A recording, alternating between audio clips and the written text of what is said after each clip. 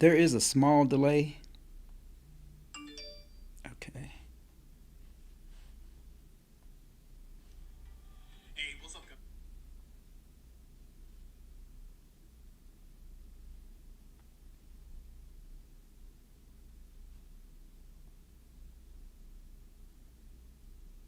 Okay.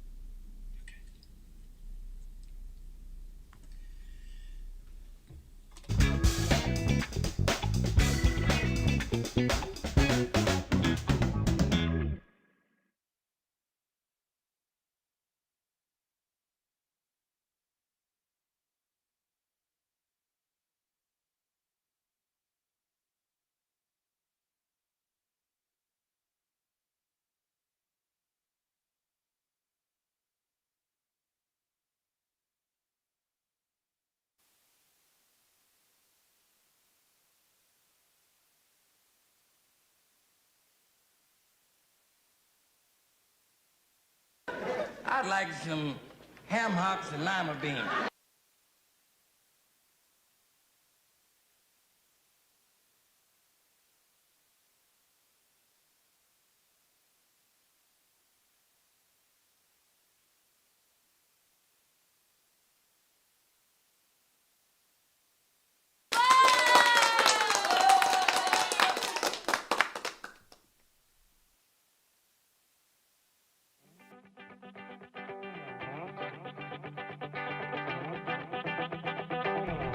You are listening to Conscious Fever, hosted by Carl Price.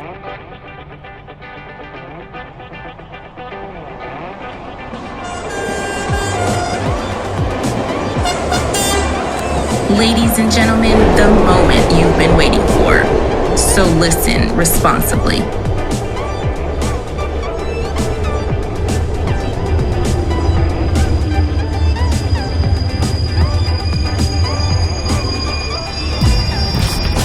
Louisville's own DJ Ice. DJ Ice.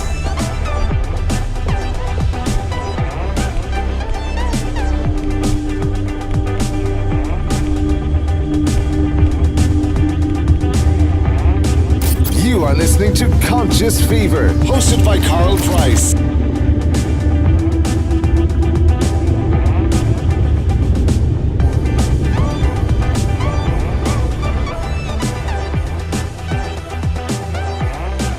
It's the best of the best. It's the one and only DJ Ice, Louisville's coldest DJ.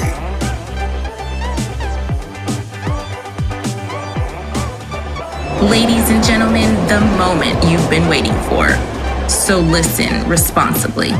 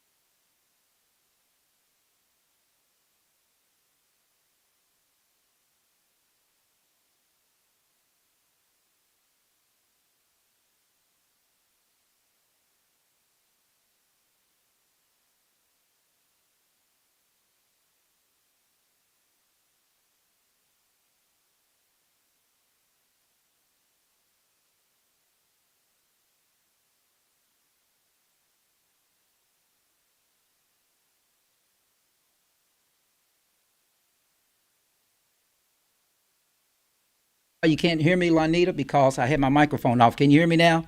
My apologies. My apologies. Somebody give me a thumbs up and let me know that we can hear you.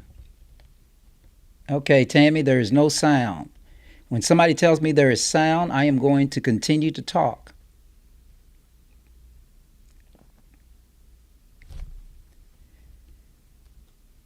Yes. Okay. Thank you. Thank you. Thank you. And I'm going to say all that over again. Good evening. Welcome to Conscious Fever. I'm Carl Price, your host here on Conscious Fever Radio, Ice Entertainment Television. I am here tonight. We're here tonight to talk about vaccines. But before we talk about vaccines and bring my guest in tonight, my guest tonight is Dr. Traci Edwards. She is a family medicine physician here in Louisville, Kentucky, and she is going to join us, and we're going to try to see if we can possibly tackle this. I have to look around because I don't have much of a producer tonight, so I want to make sure that all the lights are on, everything is on, and everything is working, and I hope it is. But tonight, we're going to talk about vaccines. We've got six topics that we're going to tackle, and of course, as always, your comments are welcome. We want you in on this topic because now the vaccines are just a tad bit, just a little bit more personal to me. And as I'm talking, I'm trying to just do some things, but it's a little bit more personal to me. Many of y'all have probably seen on my Facebook page and my brothers and sisters' Facebook page, we lost our dear mother. Unfortunately, we lost her from complications from COVID. Not from COVID, but from complications from COVID. So for those of you who care, who knew my mother, she was an absolute wonderful lady. She was a beautiful lady. I miss her dearly. I am going to miss her dearly. My brothers and sisters are going to miss her dearly. But she's going to, she will be laid to rest. This beautiful queen will be laid to rest on Monday. If you're in the area and you're interested, you can join us for her visitation on Sunday. And ironically, her visitation is on a Sunday because she loved church, and it's at her church at Oak Grove Missionary Baptist Church, 4033 Vermont Avenue here in Louisville.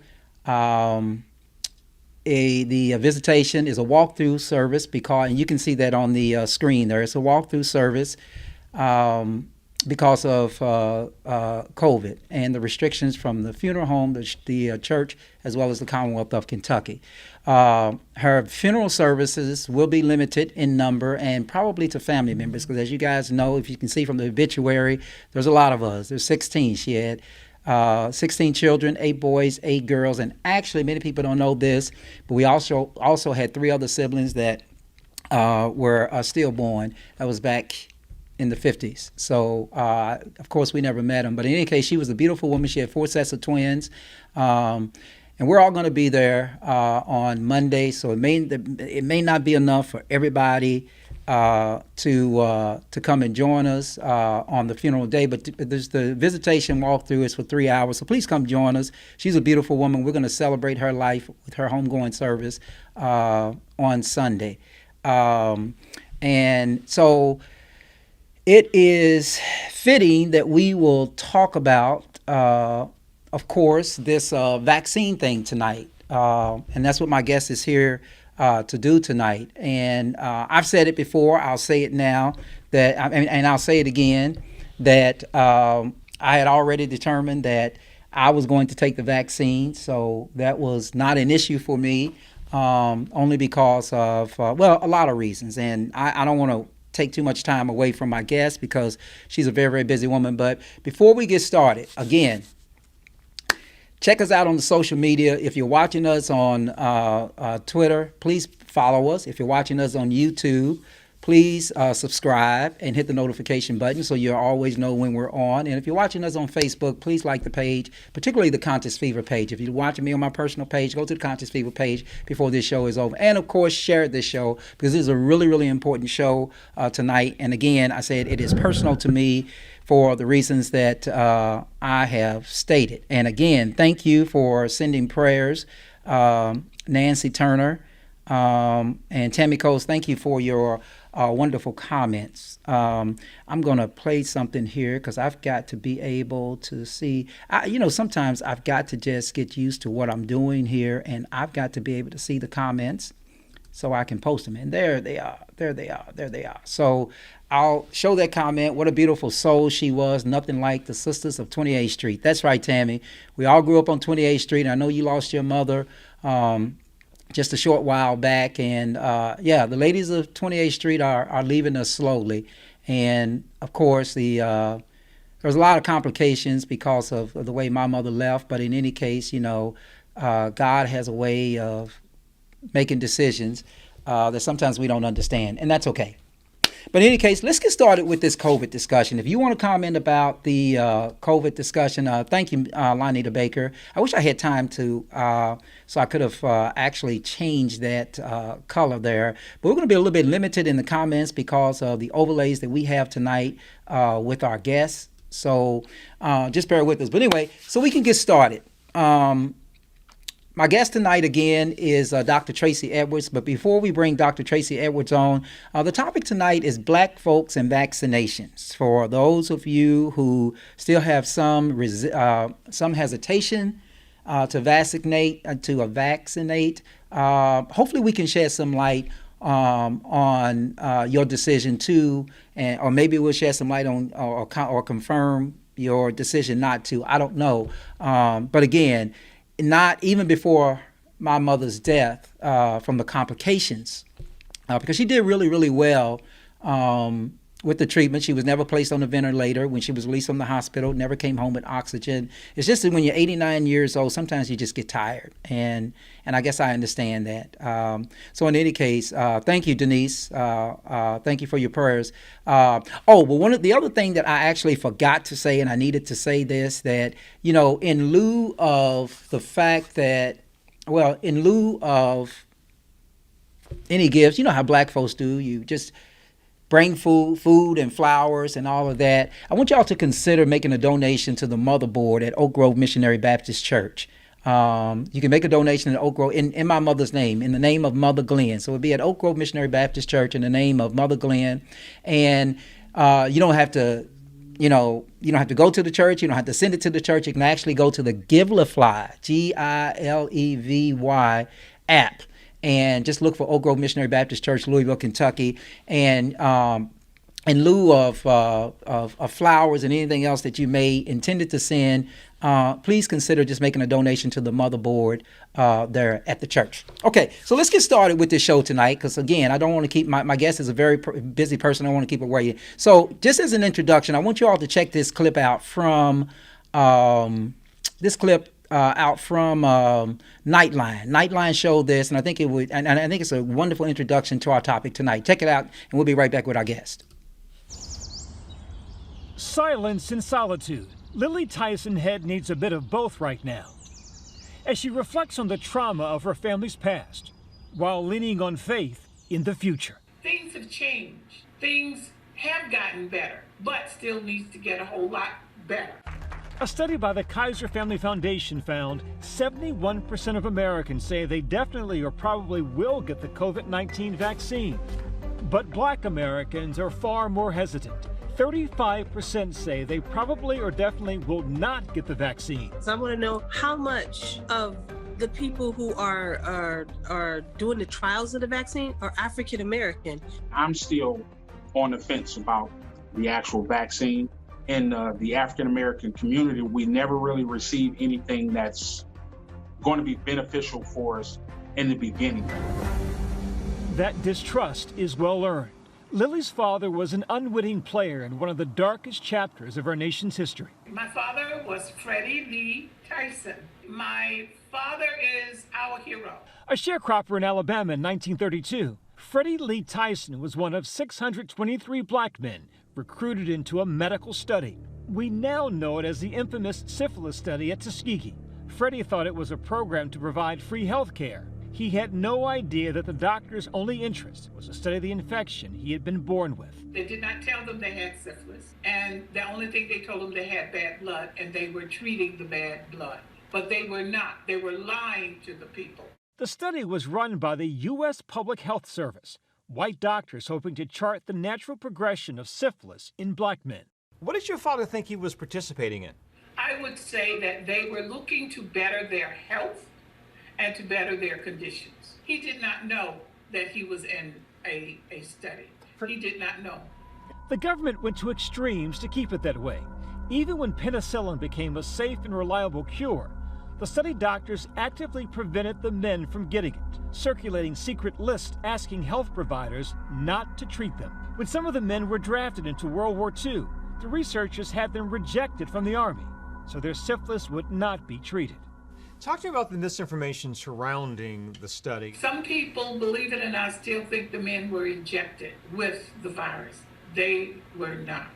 The truth about the study didn't surface until 4 decades later in 1972, when a whistleblower outed the experiment. When the CDC first called him, he was quite upset. He was angry, and I also saw some shame. Shame? Say more. Shame because he had been deceived. Now you have to understand, my father was a proud man, and he was honest. And our government treated him like a lab animal. Right. These men deserved better. Their dignity was taken away from them. The basic human needs of a person was stripped of them. The syphilis study reinforced a painful reminder of the racism stitched in the very fabric of the medical system. As far as the mistrust, I think it comes from the way that we have been treated over 400 years. The disparities, the criminal injustices, the social injustices, the economic injustices, the educational injustices.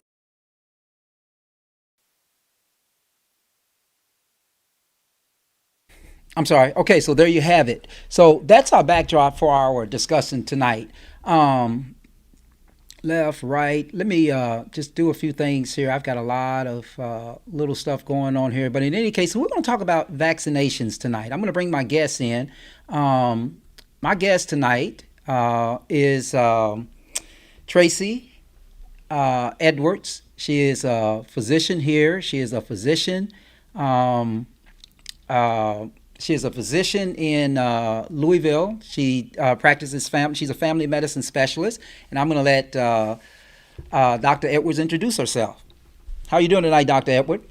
Well, I'm doing pretty well. I want to start by saying I'm very sorry to hear of your mom's passing. I did not realize that, and she was indeed very beautiful by the photo that you put up. And I'm really sorry. This pandemic has been hard on a lot of people. And it is, it really has. And the interesting thing is that everything we've ever heard about this pandemic has been so true. And I'll tell you this brief thing. I hope my siblings won't mind, but literally everything I had heard. Let me just preface this by saying this. Everything I had heard was that you see somebody one day and they're doing very, very well. They're up and about, they're energetic, et cetera, and then a few days later they're down, and then before you know it, it's a short period, some it's a much longer period. Most survive, but then they just become debilitating, and that's sort of what happened to my mother. Although my mother just didn't have the strength to come, to basically fight the paralysis and different things like that. So it's crazy, and thank you so much for those kind words. So let's talk about this thing, doctor. Let's talk about this. What can you tell us as a sort of as an introduction? I don't know if our topic that we chose tonight was Black folks and vaccinations. So let's dive into this thing. What can you tell us initially about Black folks and vaccinations before we get into the questions? I know we got 6 topics that we're going to talk about. Right. Well, one, you had a very powerful introduction. Coming after that and then wanting to talk about vaccinations, it was a little daunting. But so we'll address first the elephant in the room, which that Tuskegee horrible experiment that went on that can't be ignored. So the first thing is we need to respect the effect that had on our people and how it fosters the mistrust that can be felt towards the healthcare system that can't be put aside. And that's not the only case where our people were not treated fairly, unfortunately. And even during this pandemic, there are disparities in healthcare, even as far as even getting tested. We may be less likely to even get tested for the virus when we present to certain facilities or even turned away without treatment. But the sad thing is Black people are disproportionately a high number of the infections. We are a disproportionate number of the admissions and a disproportionate number of the deaths from this pandemic. And that's interesting. And yeah, and I'm sure somebody probably wants to know why. And I'm sure that, and there's probably a variety of reasons why. But I'm gonna, one of um, uh, I'm not sure what I did there. That's why I should probably have my producer here.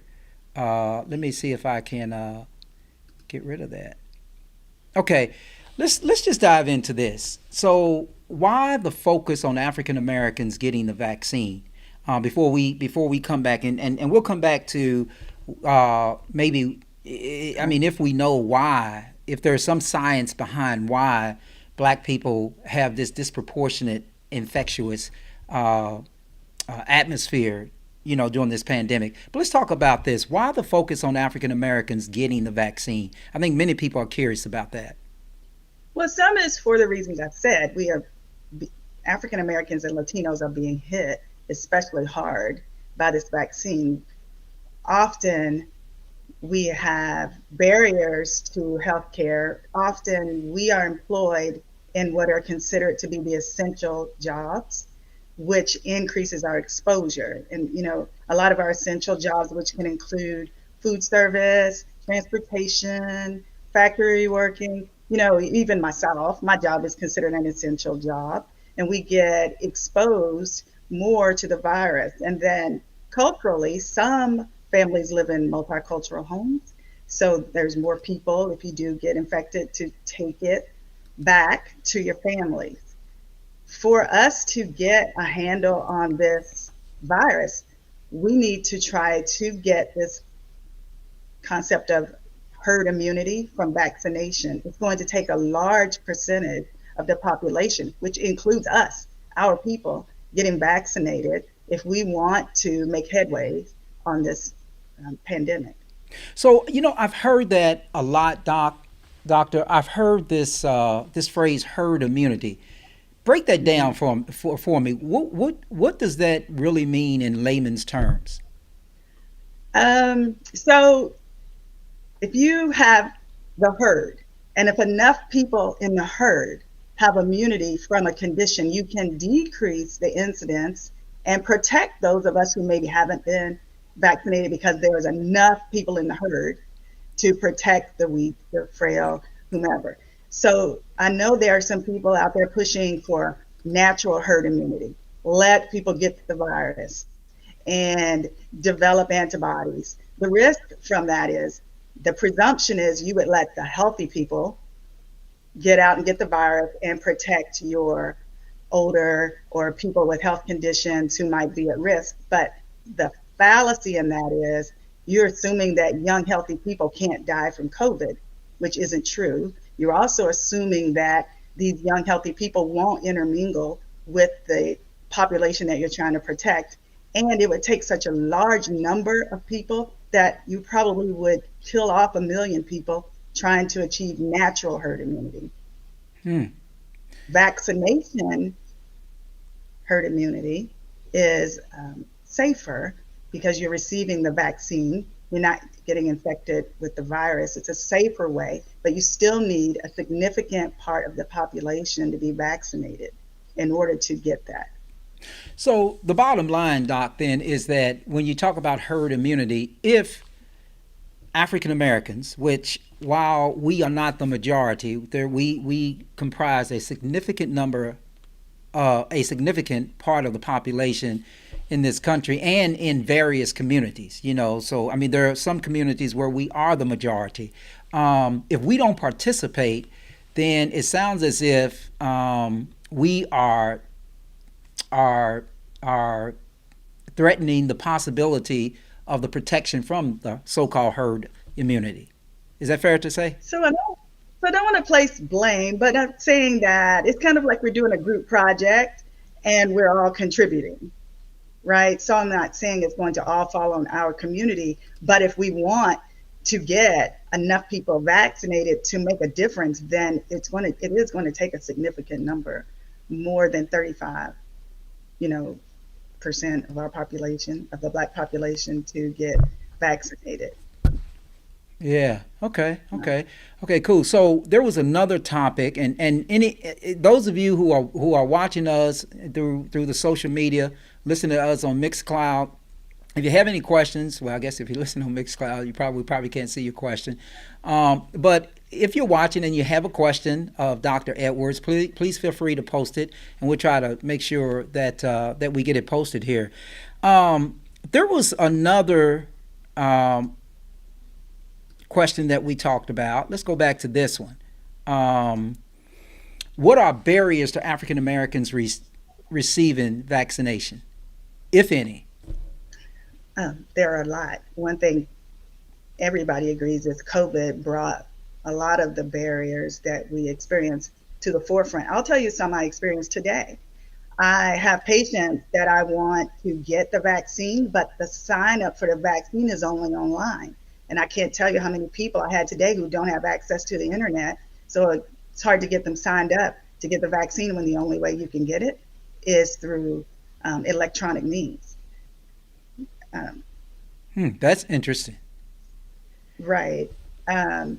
You're doing drive-up vaccination. If you don't have transportation, how do you get a drive-up vaccination? Yeah, I mean, and you know, actually, I never thought about that. I never thought about the limited access that most of the elderly population, because from what I understand, right now, the group that has been targeted for vaccinations are those 70 and over. Right.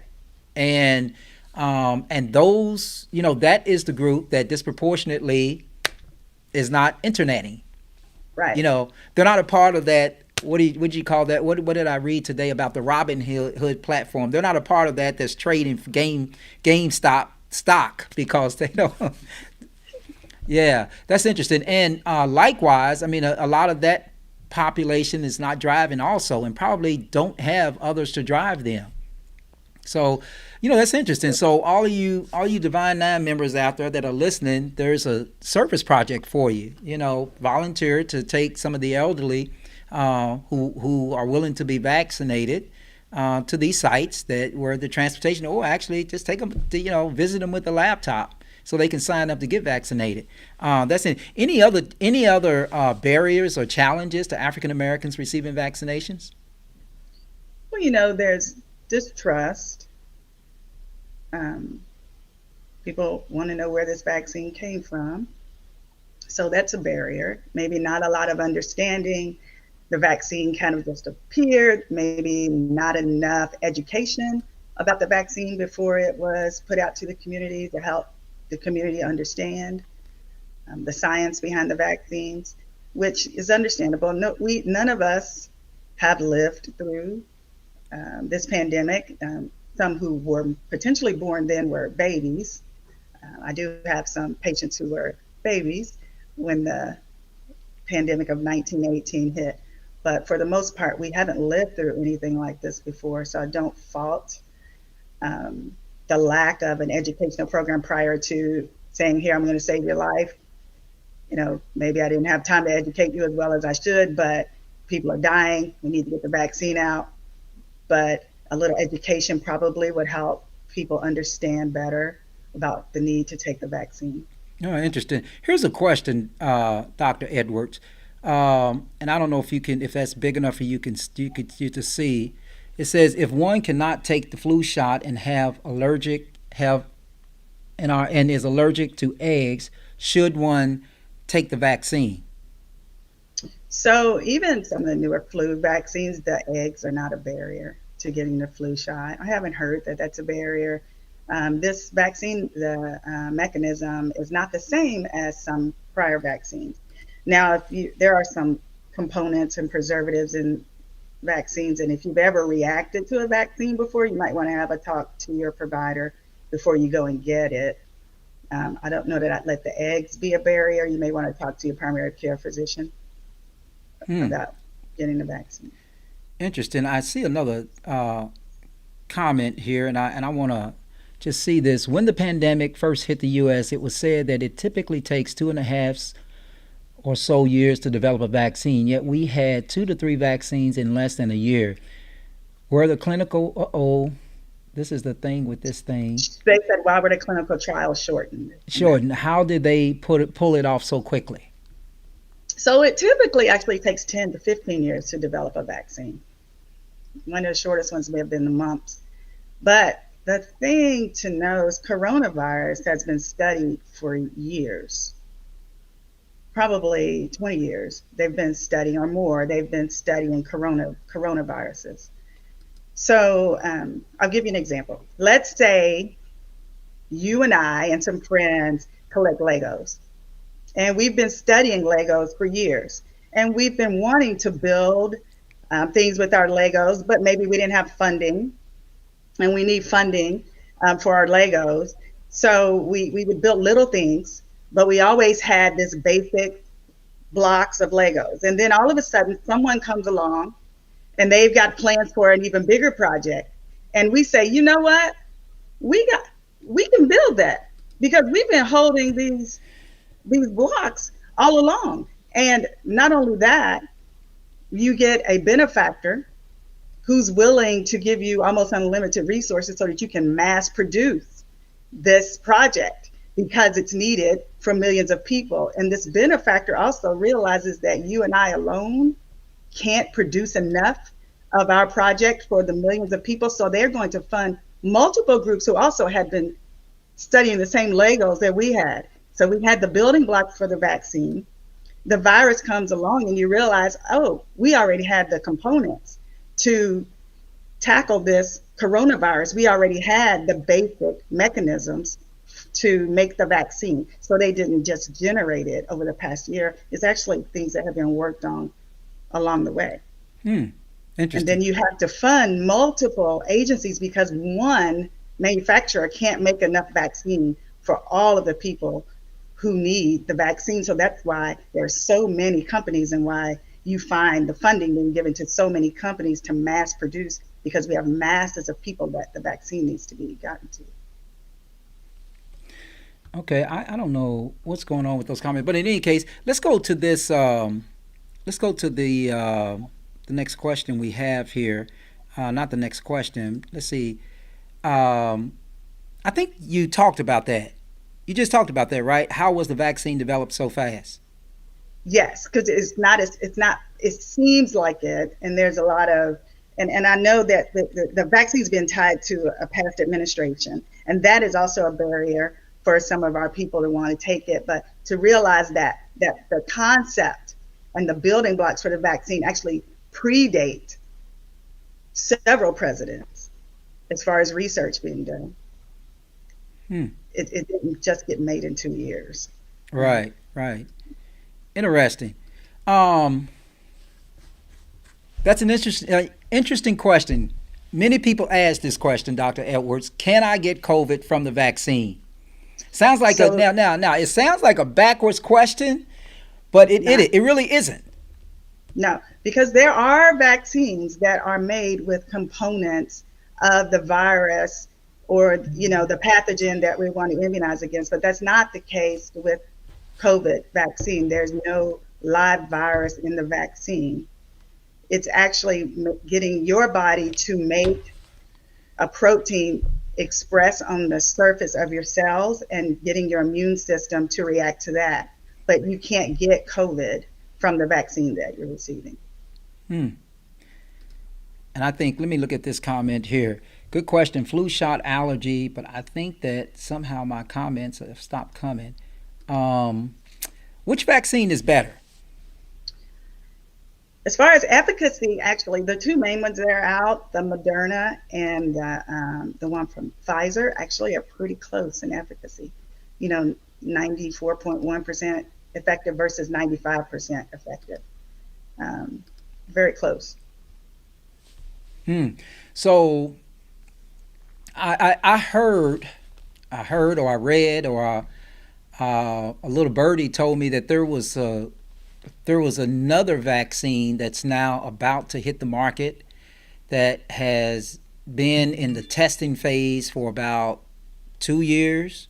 Are you familiar with that, Dr. Edwards? So they may be talking about, I think Johnson & Johnson's coming out with one that may be one shot. There are a few companies that are also still working on vaccines. Invax is another company working on getting a vaccine out. So without them specifically saying the one they're speaking of, it's hard to say. I see the question popping up, which one is better? So far, the efficacy has been pretty much the same. The difference is in the transport and the storage. Moderna vaccine has to be transported at -4 degrees, which isn't too far off from a freezer that we may have at home, whereas the Pfizer vaccine is -94 degrees. So my office would never have a freezer able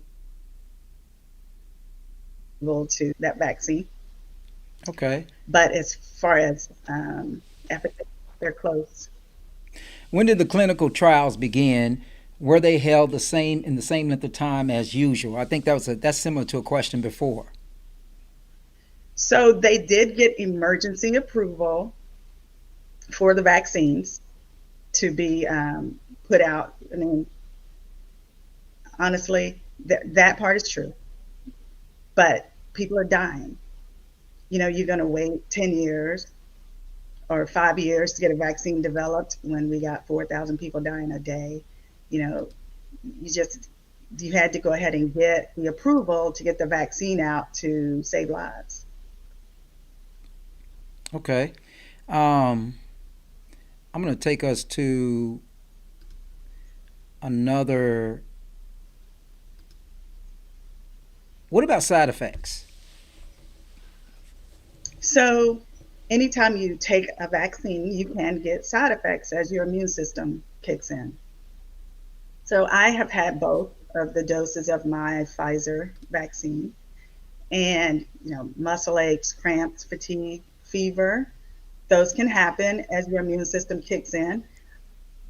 Sometimes younger people with a strong immune system may sometimes experience that more than older people might, but that's not unexpected with any vaccine, not just the COVID vaccine. Interesting. Why is there a need for 2 shots? Somebody's asking that question. So now you're asking. So I'm not I would tell you probably the initial shot and the booster are both with getting your immune system to where it needs to be in order to have enough immunity against the virus. There are a lot of vaccines that we get that require more than one shot. And if you have children, when they're born, they go to the doctor every 2 months, first year of life, getting the same vaccines over and over in order to get their immune system where it needs to be. Interesting. Here's another question. If you have an autoimmune disease, should you take the vaccine? So there are any myriad of autoimmune diseases, right? So in that case, you should talk to your primary care doctor. People with suppressed immune systems are at increased risk for COVID.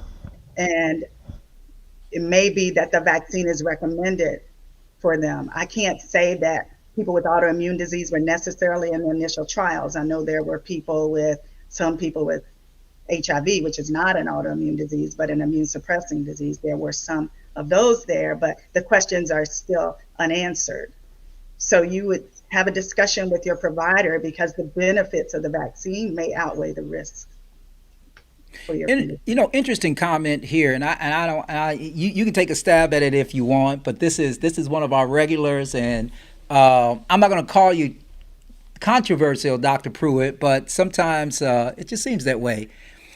She says, did you know that people who invested in Pfizer are now pulling out their stock and liquidating their positions because they are using children for testing?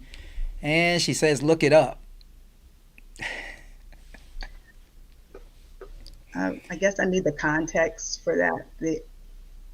Right. Because I think there's a lot of reasons that you can pull your stock out. I mean, hell, in the last, Dr. Pruitt, I'm just going to tell you this, in the last 24 hours, 48 hours, hedge funders on Wall Street lost nearly $4 billion because of what the I almost call them hippies. Hippies would have been back in the 70s, but what the kids are doing with the GameStop stock. So anyway, but interesting, interesting. I think a lot of people are just giving, kudos to people who have been infected with COVID. But why are they not encouraging children to take the vaccine? Well, there were not any testing done on children. I think the Pfizer vaccine goes to 18 and Moderna may go to 16. They're going to start looking at testing on younger people, but if we haven't tested on children, it's kind of hard to mass vaccinate them. So I'm sure that will be coming in the future. But I mean, the comment before was concern about children being tested. So that's kind of a shaky area, but right now children are not getting the vaccine because there have not been any trials done with children. Because there haven't been any. Haven't been any. There was no testing done in children when the vaccine was rolled out. Gotcha. And they might be trying to now, but initially it was adults. Gotcha. Interesting. I am. Of course, my eyes are not as good as they normally would be. Why should I trust a vaccine? That seems to be the $1 million question. Mm-hmm. There are diseases that have killed people for years. Devastating conditions, smallpox, polio. Vaccines were developed. And because of those vaccines, you don't live in fear of your children getting polio or having smallpox or whooping cough because of the development of vaccines. And I'm not saying that you have to put 100% faith in a vaccine. I'm not saying that at all, nor can I vouch for every company that's out there making a vaccine. But what I do know is right now we're in a pandemic with a virus that was one of the leading causes of death in 2020 and is tracking to be doing the same thing for 2021. COVID has killed far more people than vaccines, to my knowledge. Yeah. So, this has been educational, Dr. Edwards, and I really do appreciate you coming on because I know that there are a lot of skeptics, and then there are those of us, and I think there's a lot of people watching tonight who are in the boat that I'm in. That when you experience this firsthand, and I think it has more of an effect on you when you experience one of your loved ones with it, as opposed to yourself. Because some could have the bullyish attitude like Donald Trump and say, that was nothing. But in reality, it really is something. I just reiterate. I reiterate this again. I have to reiterate this that I remember. Well, let me just say this: that we did a show, Doc. We did a show. Let me see if I can get this off. We did a show. Oh God, back in the spring of last year.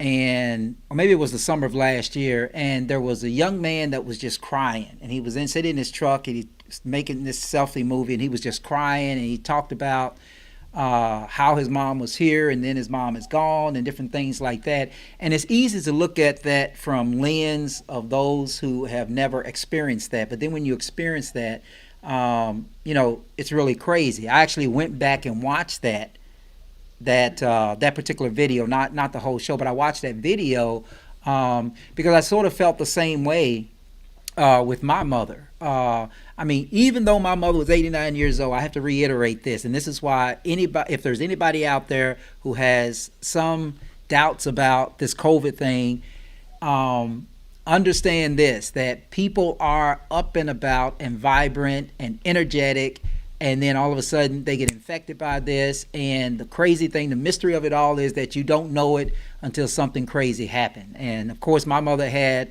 an episode of something of a situation where her legs went out, and we still didn't know And it was 10 days before we were able to figure out that maybe she needs to go to the emergency room. But she had already taken a COVID test. Maybe she go to the emergency room, and then that's when the diagnosis came. But by that time, everything was working. And when it works, it doesn't matter how fit you are, how strong you are. It's literally night and day, and that's been my experience. So for those of you, and I just reiterate this, Doc, for those who just think it's not real, it's real. It's real. Devastating. It's hard to lose a family member so quickly. But I also have to respect people have fears. And I never want to downplay that. If you have fears about the vaccine, talk to someone. Talk to someone you trust. Get a healthcare provider that you trust, because really it's a matter of life or death. And quite frankly, this virus isn't just going to go away. We can wish that it would. I can say, well, I'm not going to take the vaccine. I'm just going to wait for it to dissipate. But it's not. And I know it's scary. It's scarier to me to continue to let this virus run rampant through our community, though. Yeah, great. I'd say it's almost about 10 minutes before the hour, Doc, and we greatly appreciate your time. I just continue. Actually, I'm a little distracted here because I know somebody said thank you. I think you saw that comment. Thank you, Dr. Edwards. I got the Pfizer and I wanted the Moderna, which I heard was better. What is she hearing better about the Moderna as opposed to the Pfizer? I don't know. I had somebody once tell me they wanted the Moderna because it was maybe Dolly Parton backed it or something. But do you know when you come to my office and you ask for a tetanus shot, you don't know which brand I bought? Right. Multiple vendors for tetanus, but all you do is come to me and ask me for a tetanus shot, and you don't know if I chose the most efficacious one or not, right? But you trusted your provider. But you're going to get pretty much equal efficacy between those two vaccines. So you should be okay, whichever one you get. Because you're probably not going to get to choose. What did you say, Doc? Probably not going to get to choose depending on the site you go to.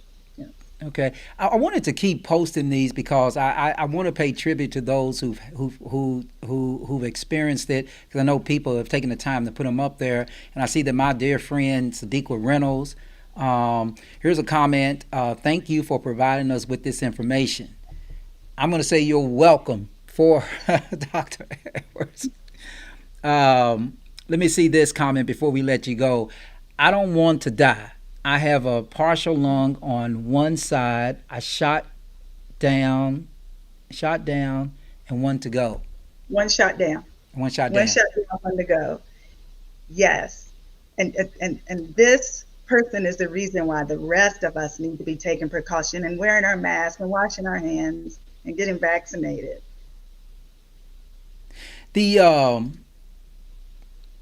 glad you brought that up, because I think there's a lot of people who believe that now they're like Superman. They're immune to everything once they get the vaccine, and maybe they should stop wearing masks. Maybe they should stop practicing safe hygiene, washing their hands, et cetera, et cetera. Is that true? No, you still need to wear your mask. You still need to distance. You still need to wash your hands. You still need to protect the people around you.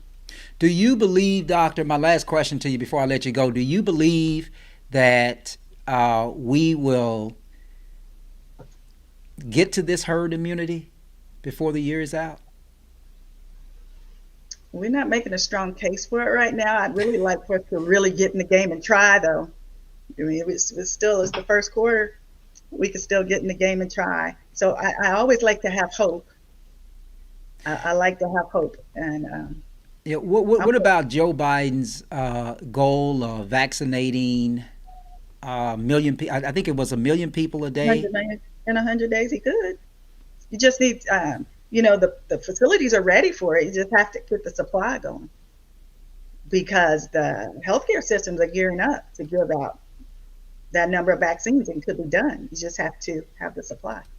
Yeah. will be wearing double mask and washing my hands. I think I saw that on one of the network news stations about double masking. Is that are we at a point where we need to be double masking, Doc? So the thought, and I've seen that potentially wearing two masks could offer you similar protection to wearing an N95. You know that N95 masks are in short supply. You got to temper that against, you don't want to put too many barriers on because you still gotta breathe. You don't want to feel like you're suffocating yourself. But if you want to wear two masks, I say go for it. I just told somebody to do that the other day. So. Okay, great, great. Well, Dr. Edwards, thank you so much for joining us tonight. And they thank you. I thought this was more informative than I thought it would be, quite candidly. And so everybody would know, ironically, we had the conversation with Dr. Edwards about coming on. I think we kind of had that conversation last week or something like that. I had a conversation with a relative of hers who has been on this show before, and ironically, I lost my mom, early Tuesday morning, shortly before midnight. So, but it sort of came together very well because I think there is a need to really talk about this and talk about this with people. I just don't want people to get to a point where a lot of people are getting to, Doc, and that is they wait until they experience it firsthand. Okay, number one, or one of their loved ones experience it firsthand. And then all of a sudden, their whole attitude about this whole thing changes. And sometimes that's too late. Quite frankly, right now, most of us in our Black community probably have somebody we know who's had COVID. Yeah, but I think, yeah, and I think it's different when I think it's one thing to know somebody. I have a number of clients who have had it. But I think it's one thing to know somebody, but I think it's another thing to be extremely close to somebody, to know their comings and goings and their ups and downs and their energy and their non-energies, and then to see all of that change. Then there's actually like no question whatsoever that it's all real. I'm going to show you these last few comments, and then, Doc, I'm going to wish you, I thank you, Dr. Edwards, for the information. I know and understand you don't have all the answers, but your info has helped some of us. Well, hopefully, I think it's helped more than that, Bernie. Good to see you, Bernie, and thanks for watching. Sending prayers for you and your family, Carl. Thank you, Deputy Diane. And Carl, I am so sorry to hear about you. Okay, well, we're not going to go through all these comments about that, Doc, but thank you, Barbara, for that. Doctor, have a wonderful night. And again, thanks for joining me. I want to, if I could give you ham hock and lima beans. I like some ham hocks and lima beans. I would, but I can't do that, but I can give you some applause. And thank you so much for joining us tonight. Thank you. Okay. Have a wonderful night, Doc, and we will, I'm sure we will revisit this again because this is not going anywhere. Thanks again. Appreciate it. All right. Bye-bye.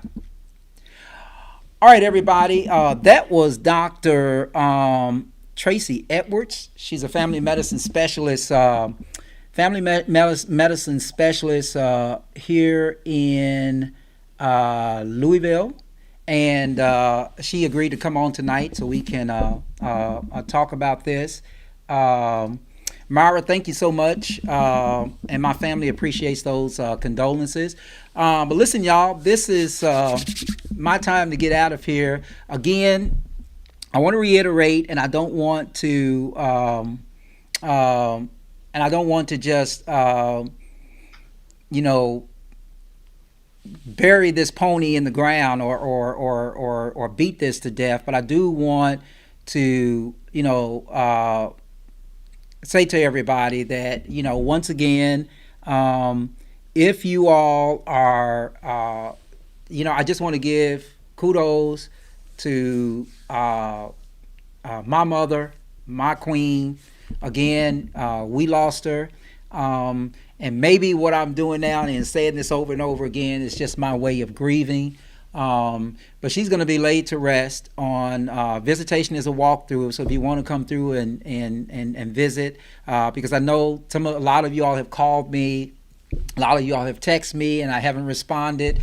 So I wanted to take this platform tonight and actually let you guys know, yes, that the visitation, as you can see down there, is a walkthrough visitation due to COVID.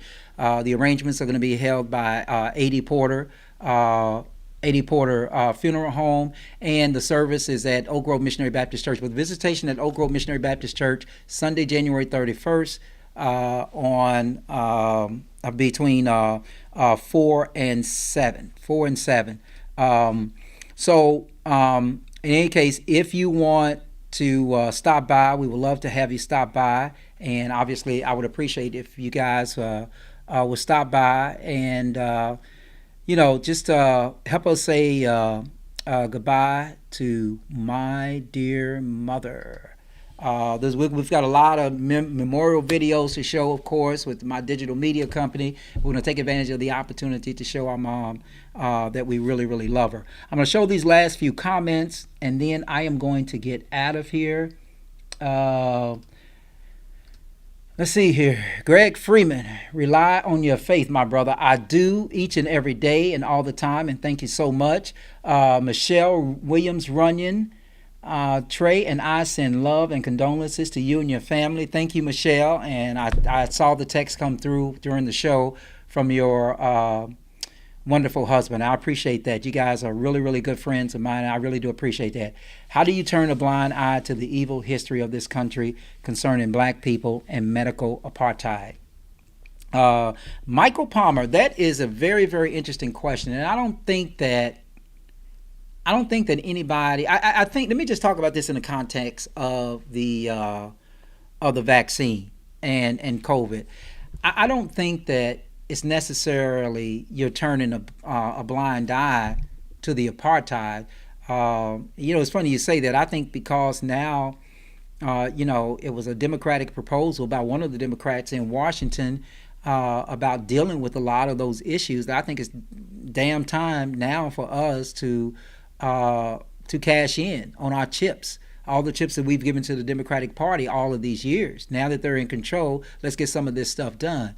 But my point to you, Palmer, is that, we showed a clip at the very beginning. It was a very powerful clip about the Tuskegee experiment. And a daughter of one of the men who had the experiment and was contacted by CDC, that he had been a guinea pig. They kept those individuals out of the army. They just kept them away from all the treatment that they possibly could get. They told the doctors in the area, do not treat them because they're a part of this experiment. And but if you can find that clip from Nightline, take a look at it, because it was about a 10-minute clip. We only showed just a few minutes, but it's about a 10-minute clip. And in that clip, it talks about how African American doctors like Dr. Tracy Edwards have actually infused themselves in this process of the vaccine, in this process of overseeing, making sure that there is no discrimination or anything that would repeat itself, like the Tuskegee Institute. And I understand, I get it. If somebody puts something in my arm and they tell me that it's a vaccine and the vaccine contains this and that, I really don't know that. I get that, but I'd rather take that chance because, like all of us, we took vaccines when we were kids and we're still around. So it amazes me, some of the people who are so against vaccines today, but it's the very vaccine that actually kept them alive where they are today. And these are successful people, so they can't say the vaccine gave me ADHD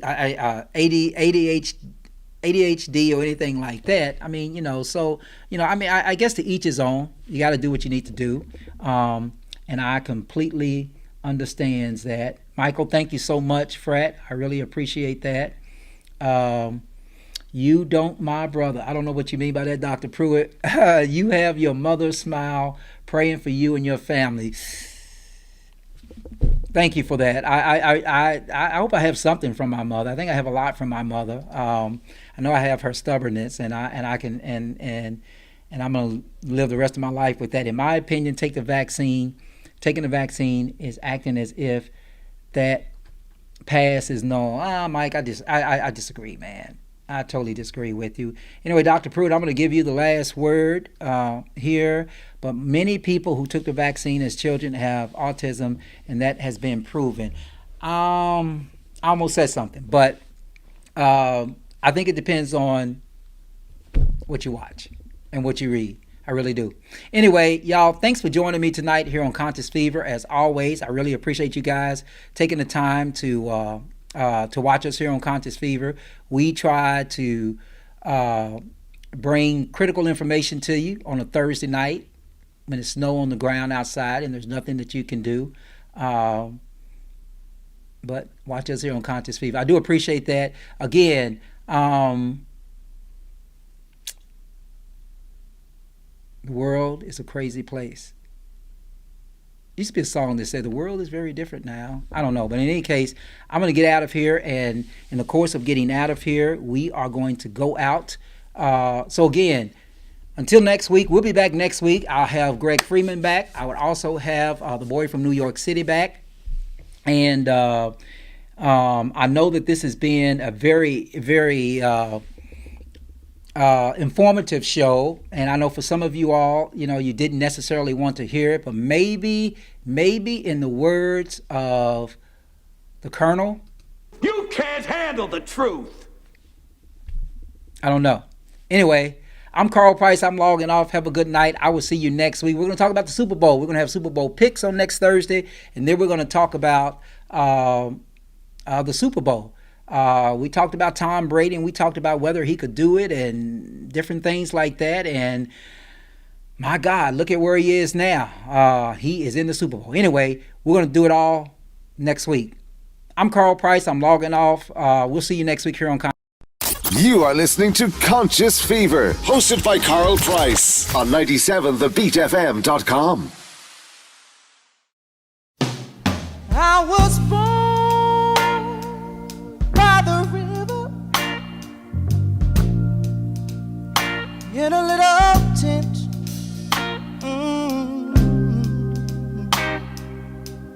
Like the river I've been running ever since. It's been a long time coming, but I know change gonna come. Oh yes it will.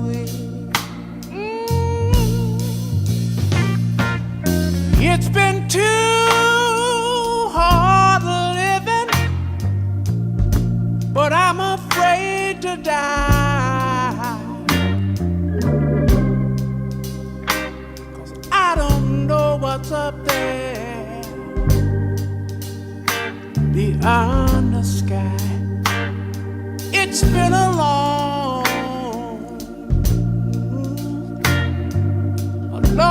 time coming, but I know a change gonna come. Oh yes it is.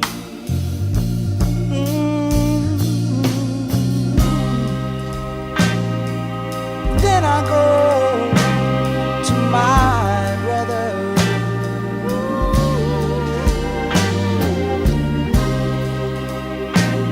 And I say, brother, help me please.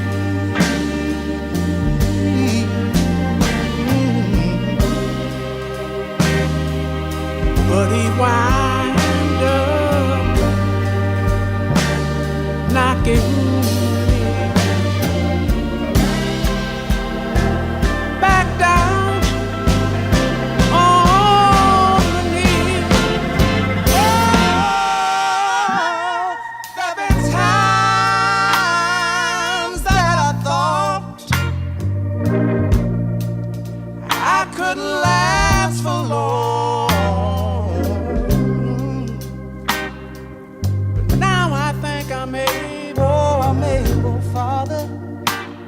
carry on. And it's been a long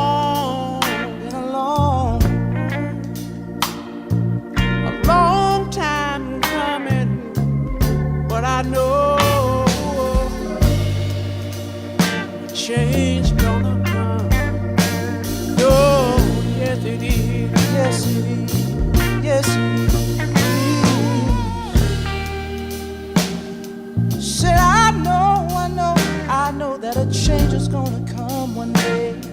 I know a change gonna come.